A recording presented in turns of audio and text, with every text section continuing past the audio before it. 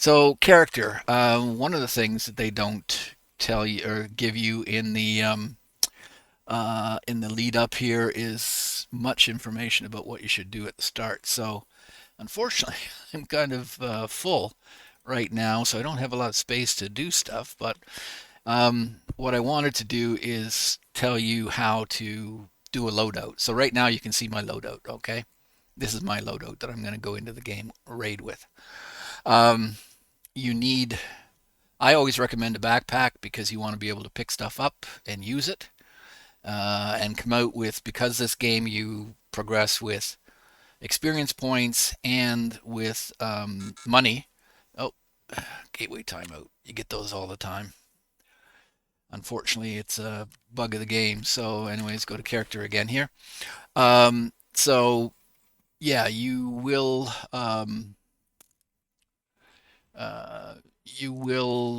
need, or you will want to um, collect stuff so that when you leave a raid, you've got something to sell and make money, and that's what you need to do. Um, Simple as that. So without a backpack, you're limited to what you can put in your pockets and what you can put into a tactical rig, for example. So I always try to carry a backpack with me. So loadout for guns. You only need one gun, either on a sling or on back. If you put it on sling, it uses a 2 key to select it. If it's on your back, it's a 3 key. Pistol. I don't go in with multiple guns configured. I leave this slot on my back open to pick up a gun. Same for the holster. The only time I would actually carry a pistol into the game is if you had a task. There is a task from um, Skier that is pistol kills. So in that case, I would go in with a pistol.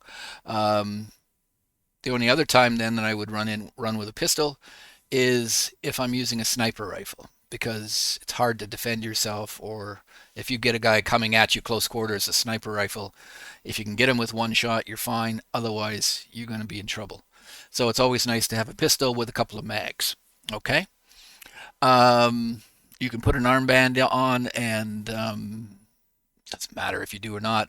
Usually, you can buy colored ones from Ragman, and people when they're playing in a squad will often buy a yellow. Everybody buys a yellow armband.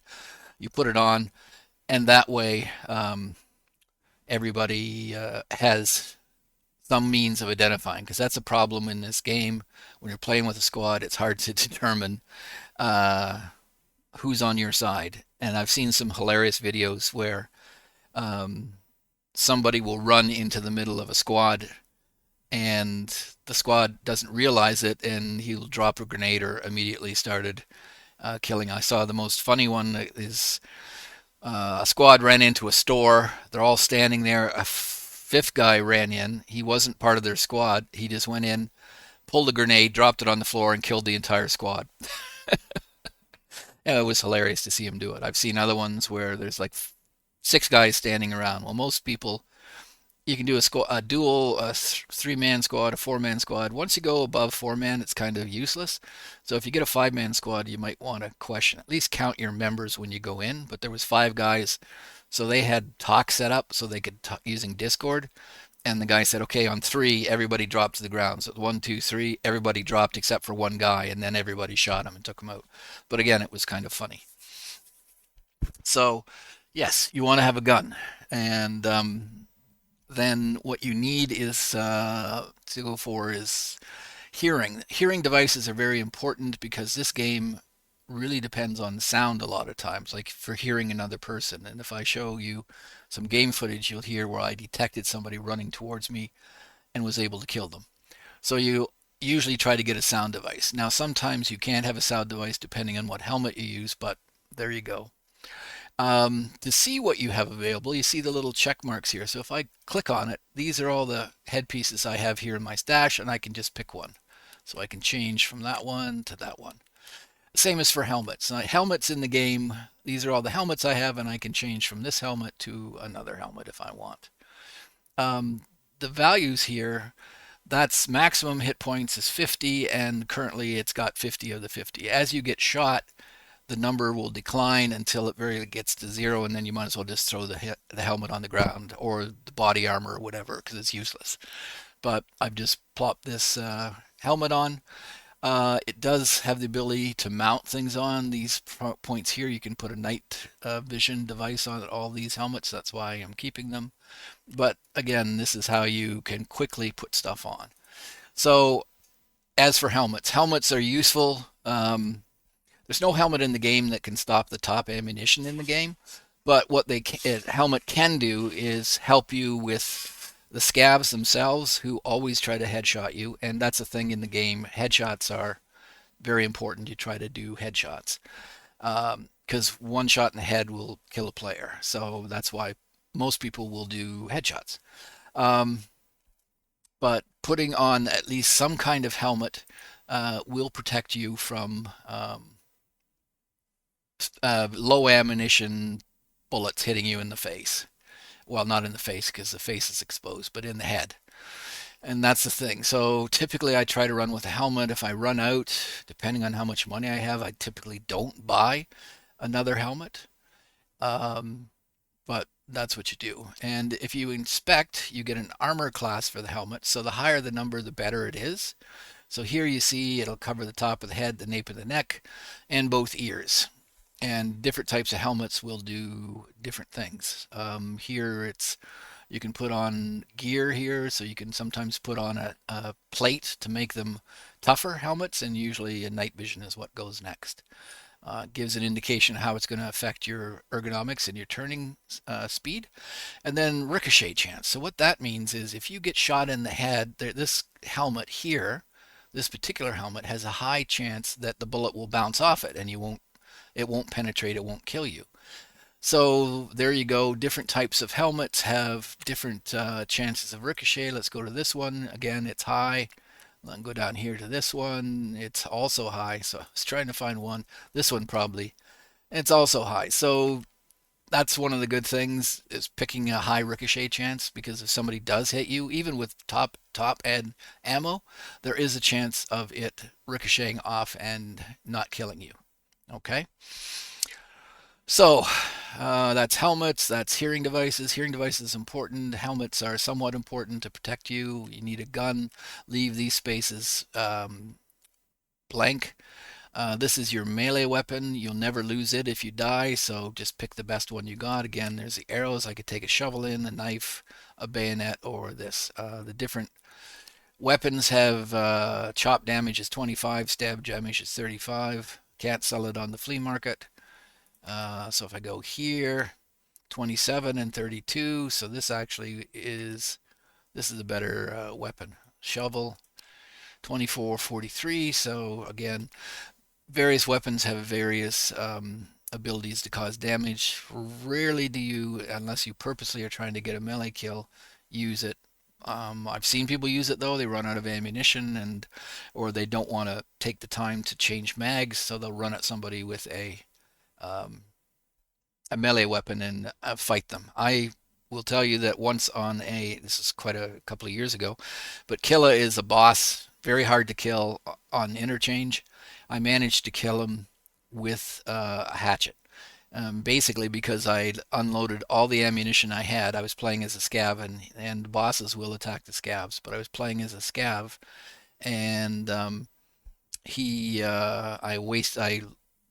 shot him with all the ammunition I had, and then he kind of stopped. I don't know why, and I ran up to him and then sat there and whacked him. And if you get really close to another player or a scav, they can't shoot you with a long-barreled gun, which is what he had. So he couldn't shoot me, and I kept close to him and kept whacking him. And he didn't change to any kind of melee weapon. I don't think he had one. But I eventually killed him by just keeping my character pressed right close up against him, and that's something you can do. Okay, let's go some more. This is your pouch. Anything that you have in here you won't lose it if you've die. So that's anytime you pick up something valuable, you throw it in here. Now, they just made a change. Last wipe, you couldn't put any kind of meds at all into your pouch. They've changed it now, you can. So if you're concerned about losing some of this medical stuff, then keep it in your pouch. But this is where you put keys and money to use the taxis to get out. You still can't put ammunition into it. It says incompatible. You can't put grenades into it, but you can put pretty well anything else. So food. So because you have to keep your energy and your hydration up, often I'll go into raid with something to eat and something to drink. So that's a tip. Usually in your pouch, I have a gamma because I bought the unheard version and you get a gamma. You might have a smaller case with a smaller number of storage sizes, so you're going to have to figure out what's good for you. There is a skill that you can get by from consuming food and water, so you do typically want to ramp it up. Um, but this is typically now I've taken this car out of my rig, so if I die, I don't lose it. To use it, you right click on it and go use. I can't use it when it's there, so I have to move it here. Well, actually, I'm not in game, but that's how you use first aid. The other thing you want to do, um, see, I'm not very organized here, but these from 4 to not 0 are hotkeys. So, like I said, if you want to use your healing, you have to right click and then use and then heal all or something like that. Same for this. But if you want to make it so you can quickly use it, you drag it down and dump it in a hotkey. And you can do that for grenades like I've done here and various medical stuff so that one key will use the item selected. You can even do it for water and food if you want, but I'm not going to do that. Sorry. So that's something you want to do is make sure before you go into a raid you have everything hotkeyed that you'll need to.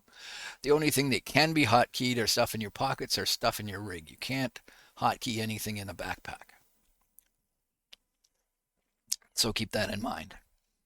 Okay, so I'm going to jump back here to complete here. Rigs, there's two types of rigs. There's this type of rig, Commando, which has no armor protection at all. It just has a number of spaces. So various rigs have various number of spaces that you can stuff things in and various sizes. So this one here, notice has a full um, 2 spaces where you can put very big items. So if I found a helmet in raid, I could put it in there to take it out. Whereas this one, it's only 2 spaces here. So you're either 2 single space ones or a double space ones, and that's all you can carry in the rig. Um, so the rigs are 2 type, which is just carry all, and then in this case it's armored rigs. So this one has 2 armor plates and some side plates that I have none of, and I have no access by a trader. You can usually get them from Peacekeeper. But again, movement speed and armor class. So this is actually armor class 4, but the individual plates also have an armor class, and they're 4, because that's probably why. Uh, probably why the total rig is armor class 4. It tells you this plate is compatible with all of these items that I have in my stash. So if I wanted to, if I had something like this here, which is the trooper, I could actually take this plate, which is higher value, and move it into the trooper and use it with the trooper and sell this off or whatever. So as you use the rigs, these plates will get damaged. You can replace them to replenish the rig. You just have to be able to find them in raid or buy them off the flea. Okay. So is there any reason to pick an armored rig over a body armor? No, it might just be price. So again, you can use this here and it shows me all the what I have. So if I pick here, this is just something I'm doing right now for storage. But then if you pick an unarmored rig, then you should be picking body armor to go with it. If you pick an armored rig, you can't. It'll gray out. So if I go back, let me get rid of this wherever I had it. Okay, it's in there. If I put this back on, then I can't. You notice it's all grayed out. I can't put body armor on top or underneath my rig. But again, you always want a rig. If you don't take a rig in, you can trigger what's called cursed and tagged, which is all the scavs will immediately rush you or pretty quickly rush you. So you want to have at least a rig on you. And if it's not armored, you typically would want body armor to go with it.